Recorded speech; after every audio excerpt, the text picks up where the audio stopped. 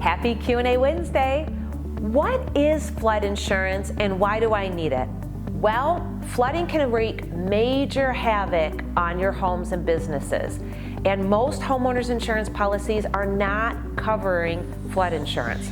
Flood insurance, as defined by FEMA, is the covering of water over 2 acres of land or at least 2 residences. So this means when your pipe bursts in your house and you say you have flood damage or you have a water burst in your house, it is not considered flood damage. It is considered a pipe bursting or maybe sewer backup if it's only in your home. And therefore, if you have water sewer backup, a special policy addition to your insurance policy, then that would be covered. Flood insurance, however, requires a separate flood insurance policy, and let's talk about that a little bit more. So there are 5 main reasons that one needs flood insurance. Let's go through those together. The first one is heavy rain, the second one, melting snow, and then you could have blocked storm drainage systems, which oftentimes causes collapsed or failed infrastructure, coastal storm surges, and also levee dam failure. In a high-risk area, and if you have a mortgage, you're required to have flood insurance. Otherwise, it's optional. But remember, it's not just in coastal areas. For example, a lot of the state of Texas is prone to high flooding. For example, in central and northern Texas, there is a large strip throughout the state that is called Flood Zone Alley, and it is definitely prone to flooding. And most of the major cities in Texas are in high-risk flood zone areas. Wow, who knew?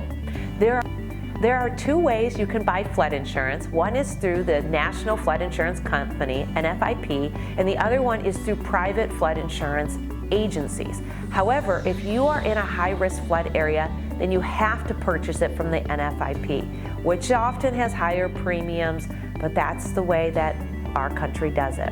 And if you have a private flood insurance company and it's insuring you, and there is a natural disaster and the president doesn't call a natural flood disaster, then you're still covered.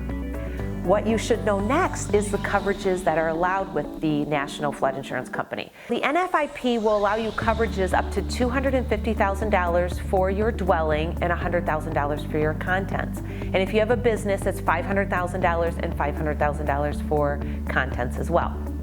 However, if you need more coverage than that, you can get an additional policy privately and look to do that through a private flood insurance company. If you're not in a national flood zone, then you can purchase flood insurance privately, which is often lower insurance premiums, so that's preferred. If you're in a high-risk flood area though, and you have a mortgage, you have to purchase it through the NFIP. Okay, so let's talk about what's covered and what's not covered. If you're deemed to be in a flood zone, you have flood insurance, or if you're not in a flood zone and you have flood insurance and a flooding happens, then what happens is your contents and your dwelling is either you get the money to repair and replace those items and that structure up to $250,000 and $100,000. So what is not covered are things like your automobile. If your automobile is a result of flooding, that is not included in your flood policy. However, if you have a comprehensive insurance policy on your insurance, then it is covered. Some carry broad form. I usually carry comprehensive, and that's good to know that flooding would then be covered. In addition, what is not covered are structures outside of the home.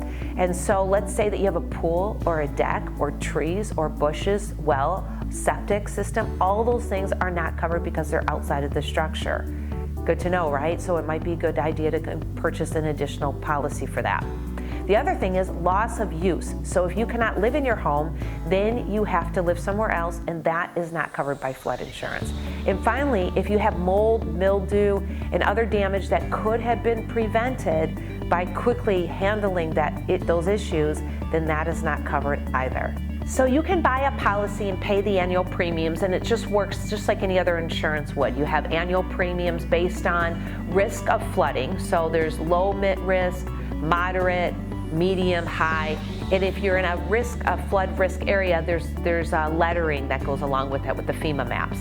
So if you're in a flood zone or you're not and you want to get flood insurance, is based on that risk of flooding, and then also things like the size of your home, your number of bedrooms, how many stories the home is, the number of square feet, just like any other policy would be.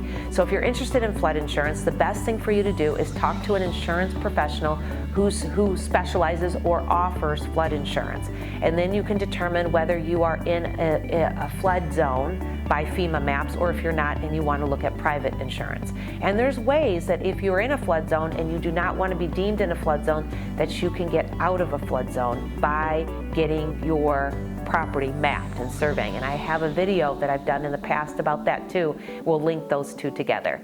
Thank you for watching and have an amazing day.